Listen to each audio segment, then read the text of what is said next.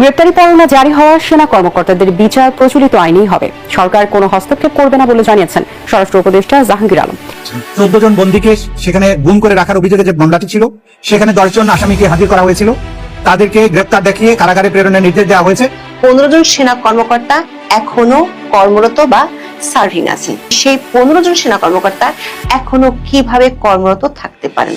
Advocate Tajul Islam ও doctor Nabila Idris তারা আইনের সৈনিক। তাদের নতুন মিশন এখন একটাই, যে 15 সেনা কর্মকর্তা মানবতা বিরোধী অপরাধী গ্রেফতার হয়েছে তাদের ফাঁসিতে ঝুলিয়ে ইতিহাসে দৃষ্টান্ত স্থাপন করা। আসসালামু আলাইকুম দর্শক, দেশের রাজনৈতিক কর্মকর্তারা যখন নির্বাচন নিয়ে ব্যস্ত, সেই সময় অভিযুক্ত 15 সেনা কর্মকর্তাকে কঠিন বিচারের মুখোমুখি করতে ব্যস্ত আন্তর্জাতিক অপরাধ ট্রাইব্যুনালের চিফ প্রসিকিউটর তাজুল ইসলাম দীর্ঘদিন যাবৎ সামরিক ক্ষমতাকে কাজে লাগিয়ে যেসব সেনা কর্মকর্তারা গুম, খুন, হত্যার সাথে জড়িত ছিল তাদেরকে মানবাধিকার লঙ্ঘনের মামলায় ফাঁসিতে ঝুলাতে নড়ে যাচ্ছে তাজুল ইসলাম।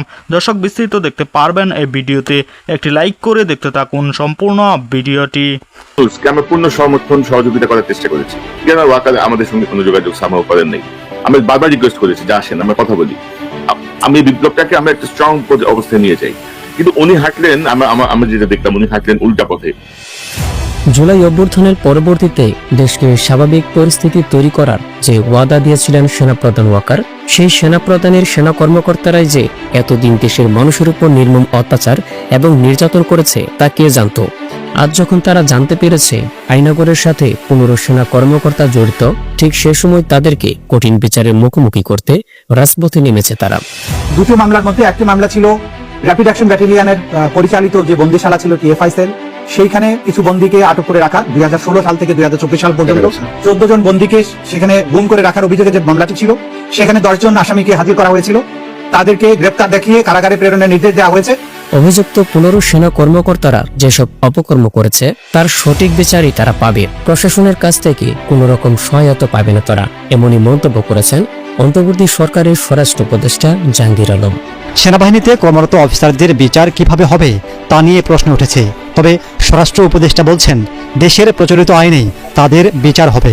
এইটার ক্ষেত্রে শোনেন না, এটার ক্ষেত্রে আমরা আইনি যে প্রক্রিয়া ওইটা আমরা গ্রহণ করব। 15 সেনা কর্মকর্তাকে সঠিক বিচারের মুখোমুখি করতে যে লড়াই করে যাচ্ছে তাজুল ইসলাম, সেই লড়াই কি জিততে পারবে তিনি? চলুন দেখে আসি এই বিষয়ে কি বলছেন রাজনৈতিক বিশ্লেষকরা। গুম খুনের মামলার বিচার করতে গিয়ে আন্তর্জাতিক অপরাধ ট্রাইব্যুনাল অ্যাক্টের সবশেষ সংশোধনী নিয়ে কি সরকার বিপাকে পড়েছে, নাকি গুম খুনের মামলায় অভিযুক্ত এবং সেনা হেফাজতে থাকা 15 সেনা কর্মকর্তা এখনো চাকরিতে বহাল থাকবেন কি থাকবেন না তা নিয়ে সরকার আর সেনা সদরের সাথে দূরত্ব তৈরি হয়েছে? এমন প্রশ্নগুলো দেখা দিয়েছে আইসিটির প্রসিকিউটর গাজী মোনার হোসেন তামিমের একটি বক্তব্যকে ঘিরে। আন্তর্জাতিক অপরাধ ট্রাইব্যুনালের সবশেষ সংশোধনী অনুযায়ী আইসিটিতে অভিযোগ গৃহীত হওয়া মাত্রই কোনো ব্যক্তি যেমন মন্ত্রী, এমপি হতে পারবেন না, তেমনি কেউ প্রজাতন্ত্র বা সরকারি পদেও থাকতে পারবেন না। সোজা কথায় তৎক্ষণাৎ চাকরি চলে যাওয়ার বিধান যুক্ত করে সংশোধিত অধ্যাদেশ জারি করা হয় গত 6 অক্টোবর। কিন্তু 26 অক্টোবর মানে এই জাতীয় অপরাধীদেরকে আপনি সেনাবাহিনীর ভেতর থেকে সরানোর ব্যাপারে জেনারেল ওয়াকার কি আপনি তৎপর মনে করেন? যে মানে সেনাবাহিনীর যে সম্মান যতটুকু নষ্ট হলো, আমরা অ্যাকচুয়ালি আমাদের সেনাবাহিনীকে আমাদের দেশপ্রেমিক সেনাবাহিনী হিসেবে মানুষের যে শ্রদ্ধা জায়গা ছিল, সেই জায়গাটা নেয়ার জন্য জেনারেল ওয়াকার কি সচেষ্ট তৎপর? উনি কি বুঝতে পারছেন বিষয়টা?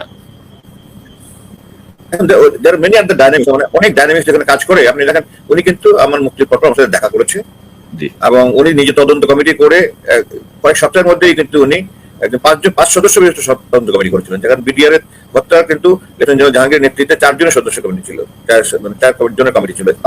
এটাতে উনি একজন অতিরিক্ত মেজর জেনারেল দিয়েছেন এবং খুব দ্রুত এটা শেষ। আন্তর্জাতিক অপরাধ ট্রাইব্যুনাল অ্যাক্টের একটি সাম্প্রতিক ও অত্যন্ত গুরুত্বপূর্ণ সংশোধনী। গত 6 অক্টোবর এই সংশোধনী আনা হয়। সরকারি ওয়েবসাইটের তথ্য অনুযায়ী এটি 53 নম্বর অধ্যাদেশ, যাকে বলা হচ্ছে international crimes tribunals third amendment ordinance 2025।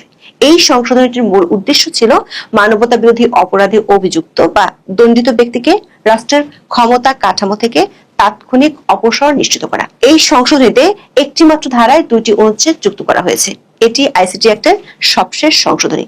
এই সংশোধনের 20 সি ধারায় সুনির্দিষ্টভাবে একটি কঠোর বিধান যোগ করা হয়েছে।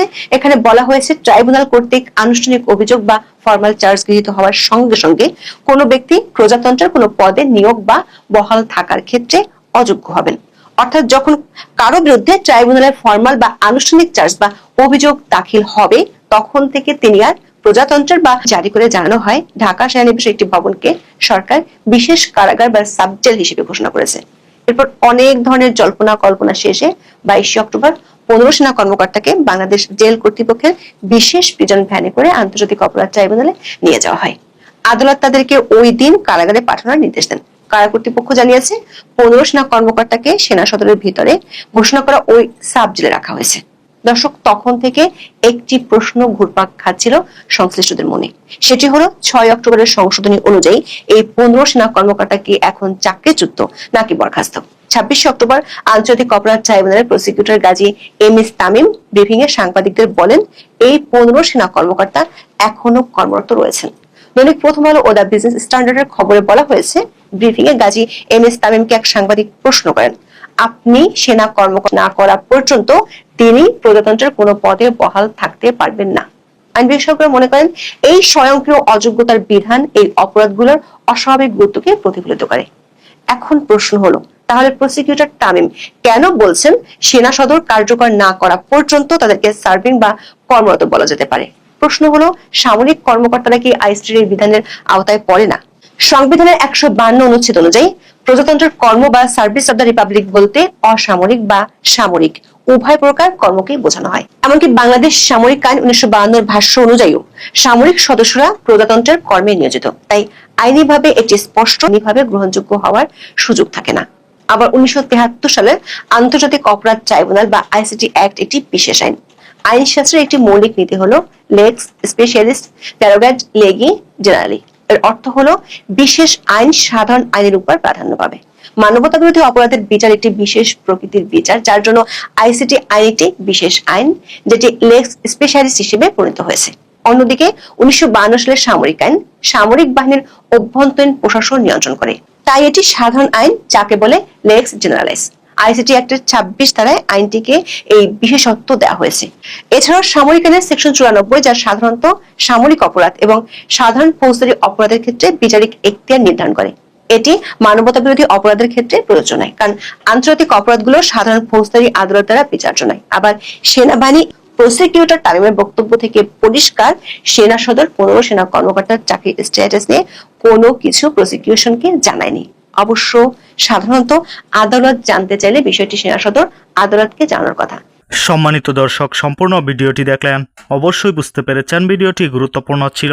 দর্শক, এই ভিডিওতে যে তথ্যগুলো আপনারা পেয়েছেন এ বিষয়ে আপনাদের কি মতামত তা অবশ্যই কমেন্ট করে জানাবেন এবং পরবর্তী আপডেট ভিডিওগুলো সবার আগে পেতে চ্যানেলটিকে এখনই সাবস্ক্রাইব করে রাখুন।